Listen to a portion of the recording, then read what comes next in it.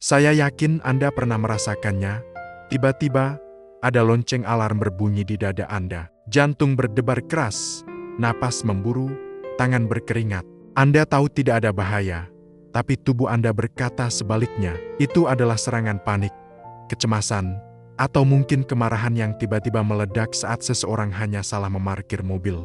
Emosi negatif seperti ini sering menyerang tanpa peringatan, membuat kita merasa dikendalikan oleh sesuatu di luar diri kita. Saya dulu berpikir bahwa cara terbaik mengatasi emosi adalah menekannya kuat-kuat, menarik napas panjang, atau mengalihkan perhatian. Tapi itu salah total. Emosi yang ditekan tidak akan hilang.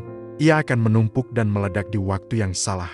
Setelah bertahun-tahun berjuang melawan serangan emosi yang tiba-tiba, mulai dari social anxiety hingga amarah kecil di jalan, saya menemukan satu trik psikologi yang sangat sederhana. Hanya butuh 3 detik, dan kini menjadi senjata andalan saya untuk mendapatkan kembali kendali. Teknik ini disebut name it atau namai agar terkendali. Dan hari ini, saya akan tunjukkan cara kerja trik 3 detik ini dan mengapa ilmuwan otak menyebutnya sebagai kunci untuk mematikan mode panik instan di kepala Anda. Pertama, anatomi otak. Kenapa kita panik? Mengapa teknik ini bekerja? Kita harus melihat ke dalam otak. Saat Anda merasakan amarah atau cemas yang intens, yang sedang bekerja adalah satu struktur kecil seukuran kacang almond, yaitu amigdala.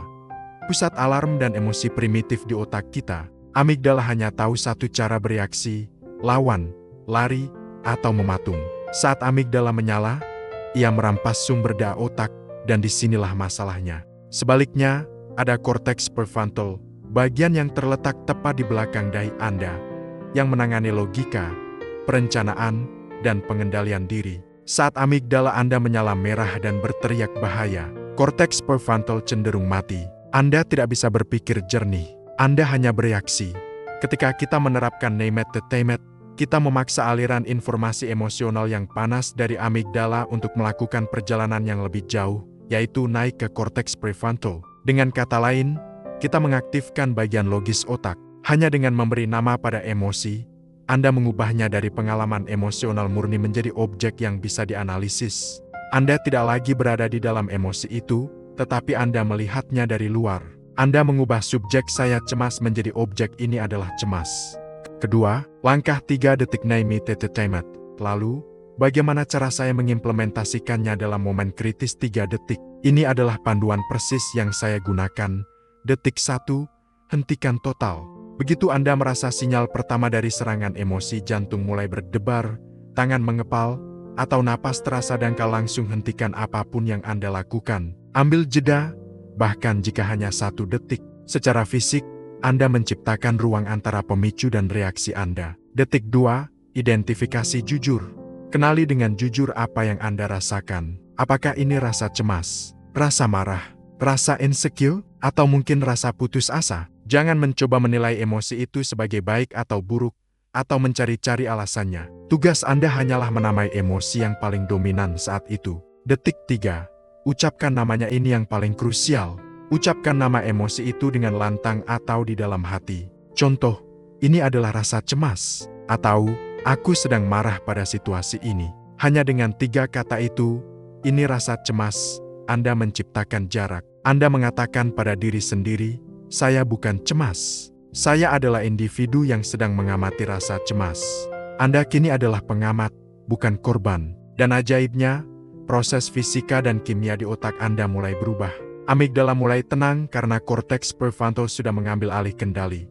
Ketiga, studi kasus dan penerapan lanjut. Saya menggunakan teknik ini untuk menghadapi banyak situasi, bukan hanya panik.